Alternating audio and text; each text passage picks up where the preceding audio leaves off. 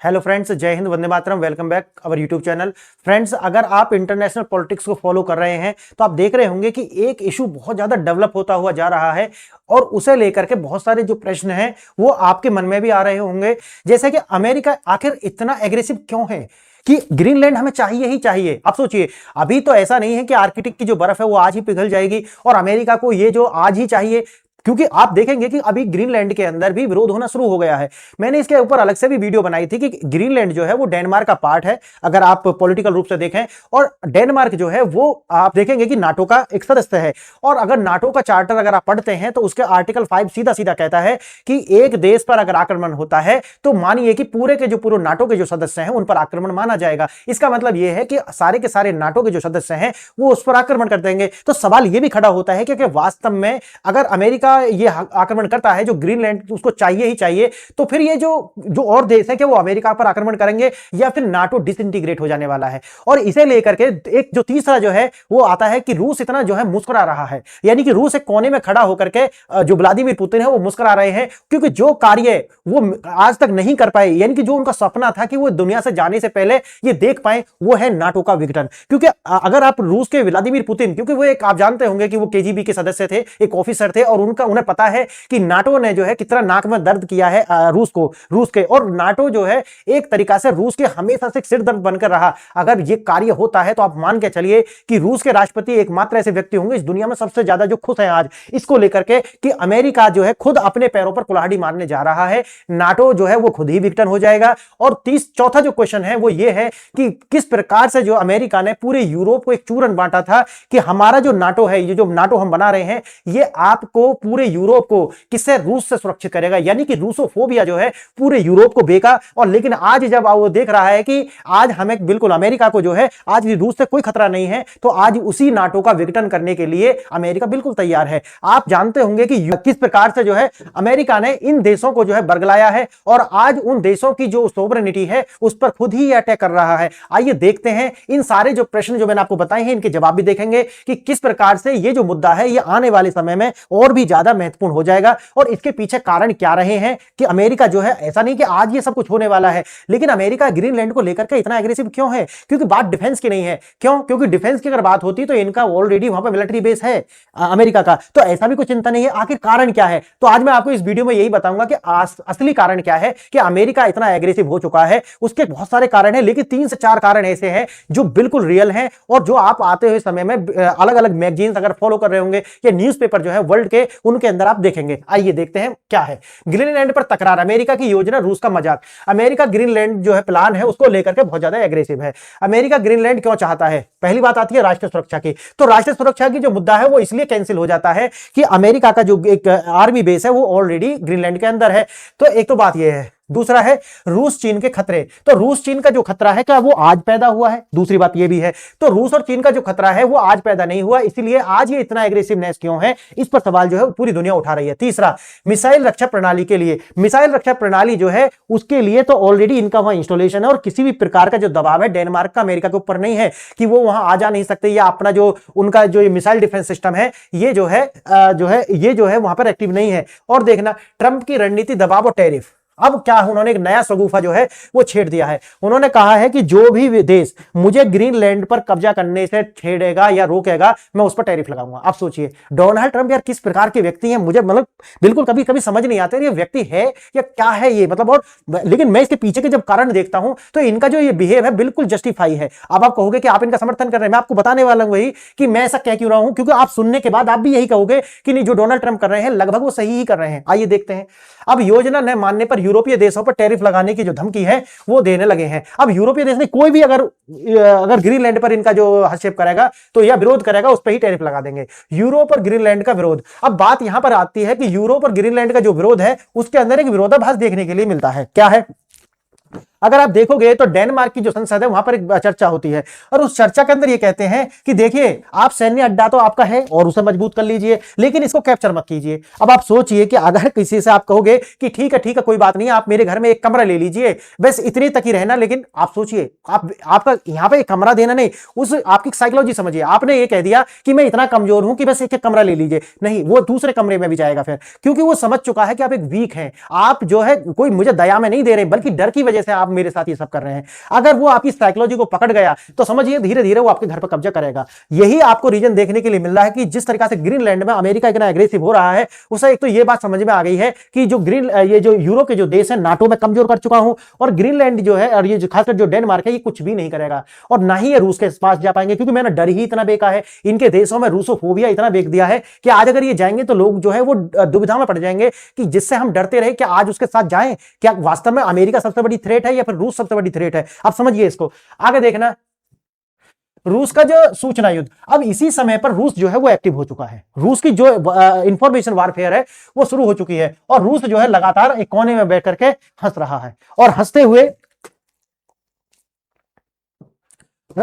आप देखना पश्चिम जो है वो अब इनका उपहास, पश्चिम का जो उपहास है लगातार वो कर रहा है। क्यों कर रहा है? वो इसलिए कर रहा है कि अमेरिका ने लगातार रूस का जो डर है इन यूरोप के देशों को बेचा है। नाटो जो बनाया था उसी डर के आधार पर बनाया था कि रूस तुमको कैप्चर कर लेगा, एक नाटो बना लीजिए, इसी आधार पर नाटो बना था। अब सोचिए कि आज अमेरिका का वो डर, वास्तव में वो डर इनका नहीं था, वो डर अमेरिका को था, और बेचा किसको गया था? इन यूरोप के देशों को बेचा गया था।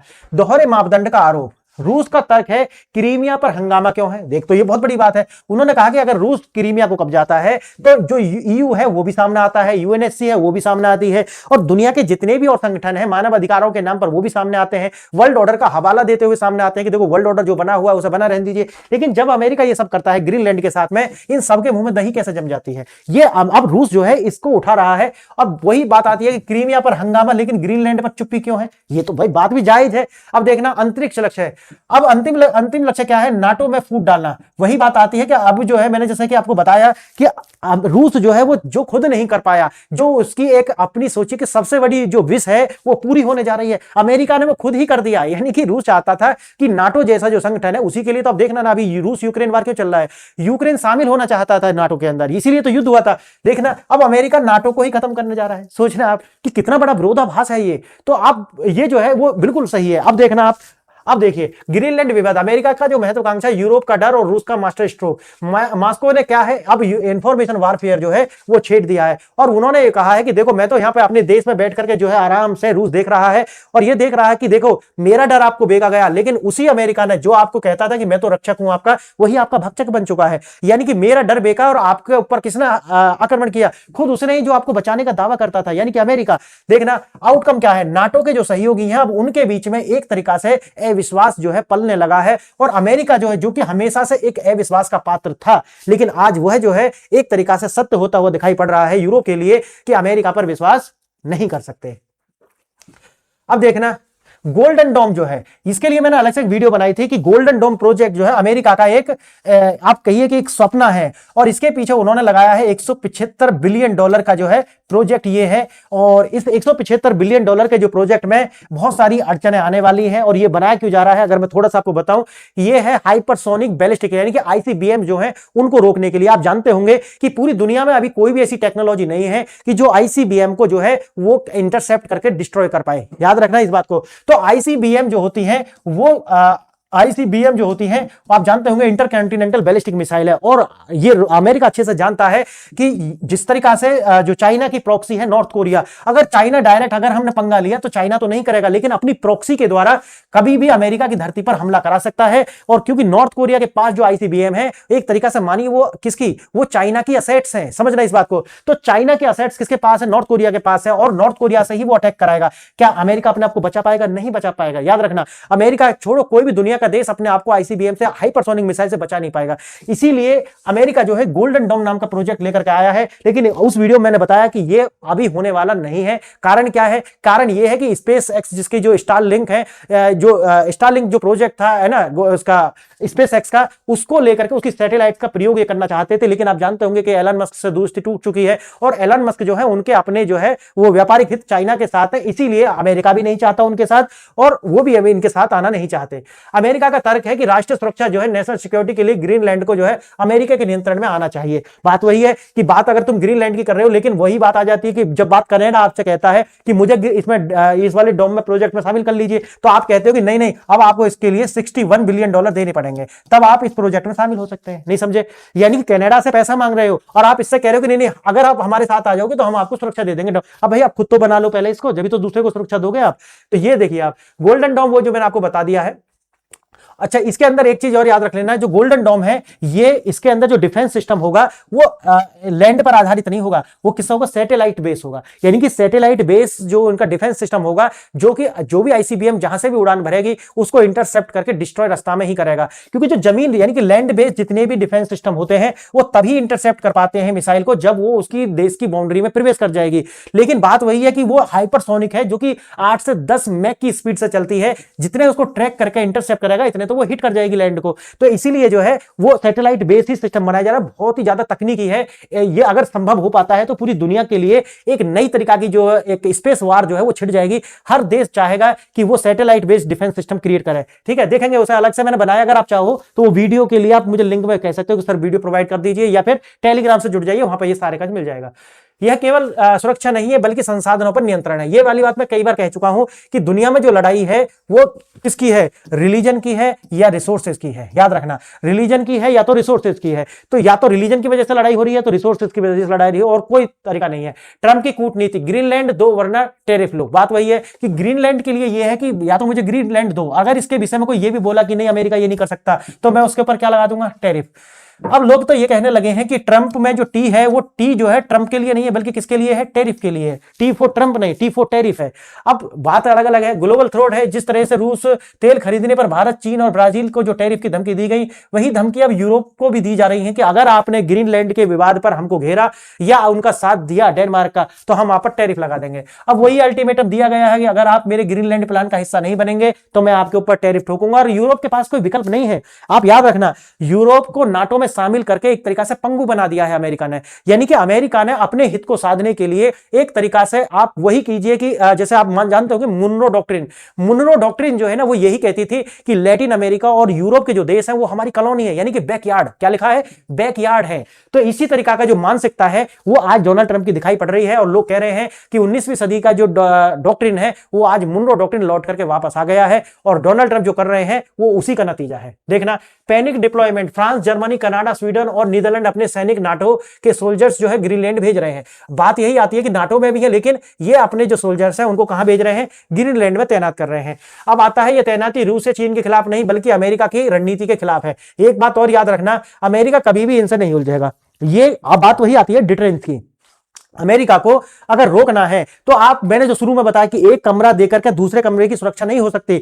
आज यूरोप ये बात समझ गया है कि हमको जो है अमेरिका को एक डिटरेंसी दिखाना पड़ेगा कि देखो अपने अधिकारों के लिए कुछ भी हो जाए हम सामने आएंगे। नहीं तो आज ग्रीनलैंड है, हो सकता है कल कोई दूसरा देश हो, परसों कोई तीसरा देश हो। इसके लिए मैंने अलग से भी बताया था कि आपको कि या तो ये जो रूस के साथ जाने के लिए तैयार होंगे, दिखाएंगे कि हम तो रूस के साथ जा रहे हैं, या ये ब्रिक्स में शामिल होने की बात करेंगे। समझ गए, ठीक है। अब ये ब्रिक्स या रूस यानी कि इस तरीका से चाइना का साथ मांगेंगे, भारत का जो मोरल सपोर्ट मांगेंगे, क्योंकि ये कोई मिलिट्री ऑर्गेनाइजेशन तो है नहीं। एक सपोर्ट की बात आएगी कि भाई अगर ये हम पर टैरिफ लगाते हैं तो हम जो है अमेरिका पर उल्टा टैरिफ लगाएंगे, और एक इस तरीका का जो संगठन ये बन जाएगा कि अमेरिका जो है इससे फिर जीत नहीं पाएगा। क्लियर है। तो एक डिटरेंस बनाने के लिए ऐसा उन्होंने बोला। बेट्रायल, ग्रीनलैंड के मंत्री ने कहा कि we are the betrayed by that a great partner, यानी कि एक बड़े जो सहयोगी ने हमको धोखा दिया है। हाँ बिल्कुल, अमेरिका की फितरत है ये तो धोखा देना। मास्को का उपहास, आज जो है जो रूस है वो हंस रहा है। वहां के एक नेता है दिमित्री मेदवेदेव, जो कि यूरोप की जो सैनिक है उनकी जो संख्या है उसकी संख्या जो कम है उसका मजाक उड़ा रहे हैं। यूरोपियन डर के मारे पेंट गीली कर देंगे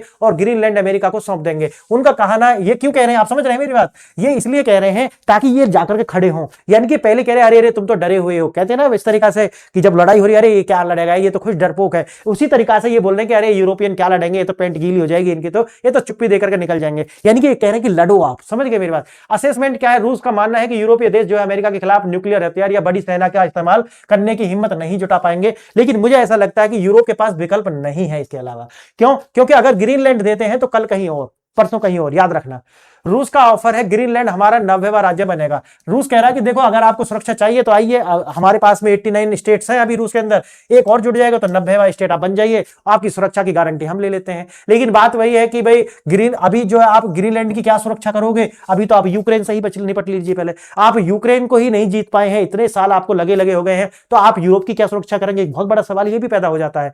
अब देखना, सूचना युद्ध, आर्कटिक के सैन्यकरण का जो सच क्या है, वही आता है कि पश्चिम का आरोप रूस कर रहा है मिलिट्रीकरण। यही तो पूरा का पूरा आप देख रहे होंगे कि 2014 के बाद में लगभग 14 के बाद में ये न्यूज लगातार आप देखते होंगे, पढ़ी हुई होंगे आपने, कि रहा कि भाई जो रूस है वो क्या कर रहा है कि जो आर्कटिक रीजन है वहां की जो बर्फ है वो पिघल रही है, और ये जो बर्फ जो पिघल रही है तो इसका जो मिलिट्रीकरण वो कर रहा है, आने वाले समय में इसका जो मार्ग है इसको ब्लॉक कर देगा कौन? रूस। आप जानते होंगे कि परसेप्शन क्रिएट करती है पश्चिम की मीडिया, और पश्चिम की मीडिया ने पहले से ही ये सब कुछ करना शुरू कर दिया था। यही आरोप जो है आज यूरोप भी लगा रहा है कि हकीकत यही है कि जो नाटो भेज रहा है सेना। अब जो पहले वाले जो आरोप थे कि रूस तो इतना खतरा नहीं था जितना हमको यूएसए से खतरा है, अब वही आता है कि पश्चिम हमेशा रूस पर आर्कटिक का सैन्यकरण का आरोप लगाता रहा। अब बात आती है कि खुद आज जब घिरा है तो अब क्या बोलेगा? समझ गए कि जिसको रक्षक समझता था वही भक्षक निकला है। रूसी खतरा जो है वो केवल बहाना था ताकि नाटो अपना विस्तार कर सके, बस इसी वजह से रूस जो है रूस को जो है एक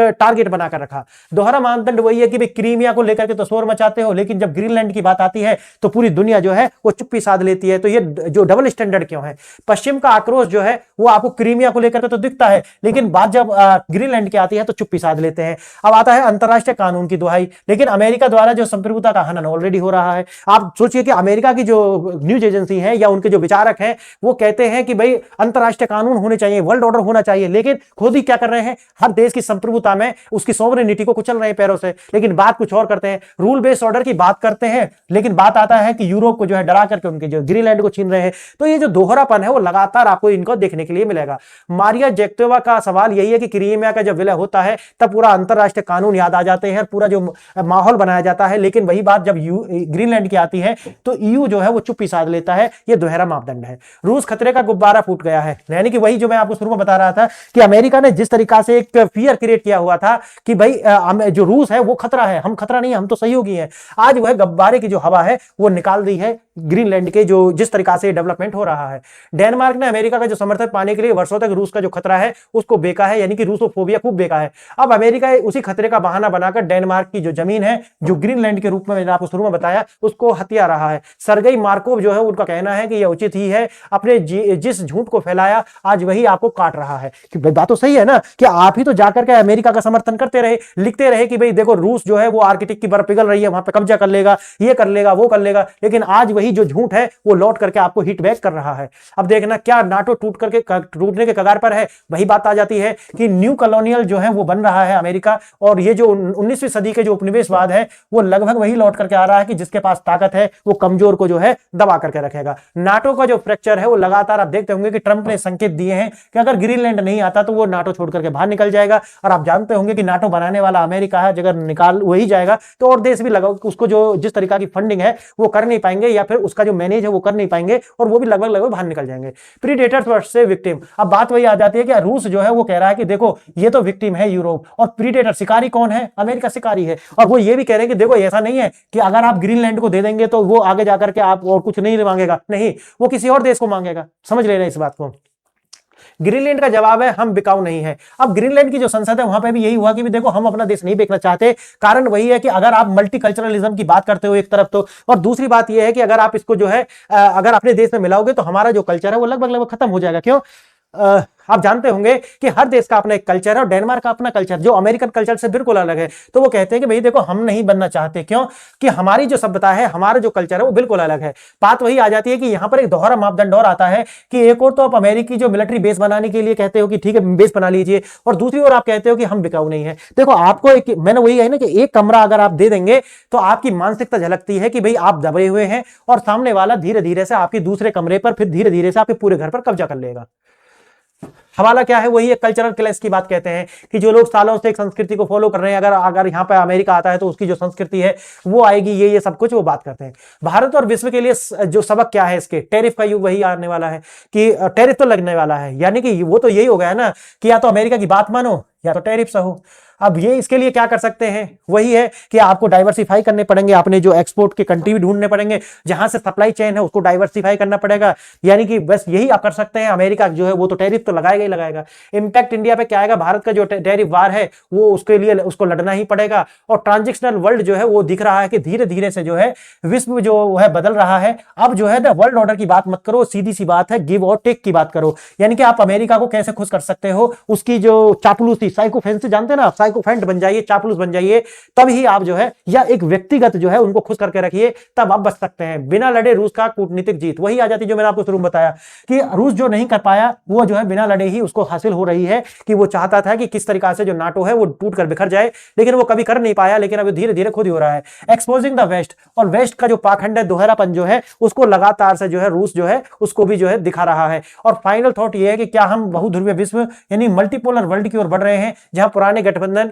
अब मायने नहीं रखते हैं। क्लियर है? यानी कि पुराने वर्ल्ड ऑर्डर मतलब है राइट इज माइट, यानी कि कॉलोनियल, यानी कि एक तरीका से जिनकी कॉलोनी बना लेते थे, क्योंकि कमजोर देशों को जाकर के कॉलोनी बनाया जाता था, उनके रिसोर्सेस जो थे उनको अपने मूल देश में वापस लाया जाता था। कॉलोनी का जो रिसोर्स है उसको अपने मूल देश में वापस ला करके फिर उनको जो दोबारा से उन्हीं देश में जाकर के महंगे दामों में बेचा जाता था, जैसे कि आप जानते हो ब्रिटेन ने किया है। अब बात यह आती है कि अमेरिका जो है ये सब कुछ कर क्यों रहा है। अलग अलग वीडियोस में मैं बता चुका हूं, इसके लिए अमेरिका की अपनी डोमेस्टिक पॉलिटिक्स भी जिम्मेवार है। इसके लिए अमेरिका के जो डोनाल्ड ट्रंप है उनके अपने व्यक्तिगत हित जो हैं वो भी जिम्मेवार हैं। और इसके लिए आप मानिए कि अमेरिका का जो, अगर हम एक लॉ के अकॉर्डिंग देखें, कानून या फिर उसके अस्तित्व के लिए अपनी जो चौधराहट है उसे बनाने रखने के लिए ये सारा कुछ करना बहुत ज्यादा जरूरी है। और आप जानते होंगे कि जिस तरीका से डॉलर को लेकर के दुनिया में खबर फैल रही है कि डॉलर जो है लगातार कमजोर हो रहा है। अमेरिका का जो डेट है वो अपना डेट टू जीडीपी जो है लगभग 370%, कितना डेट टू जीडीपी रेशो कितना है, 370% है।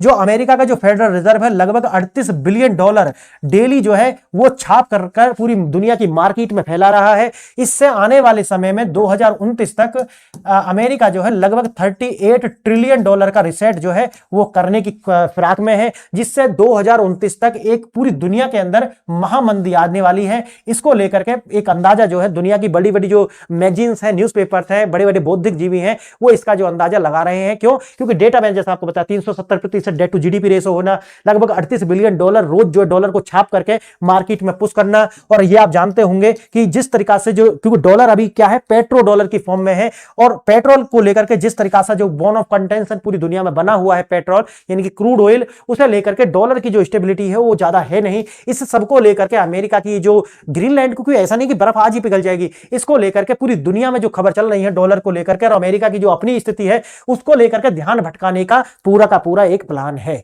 क्लियर है आपको ये कि ध्यान भटकाना चाहता है कि वो जो न्यूज है उनको लेकर के जो है, ये आप जानते होंगे मैंने एक वीडियो बनाई थी, वहां पर मैंने ये भी बताया था कि दुनिया की जो बेडरॉक नाम की सबसे बड़ी जो असेट मैनेजमेंट कंपनी है उसने लगभग 2.1 ट्रिलियन डॉलर अमेरिकन मार्केट से जो है निकाल लिया है, जिसको उसने गोल्ड और या कहें कि जो पश्चिम यानी कि जो ऑस्ट्रेलिया है या अन्य जो देश है वहां पर उनको इन्फ्यूज किया है। ऐसी खबर जो है उनको दबाने के लिए अमेरिका ये सारा कार्य कर रहा है।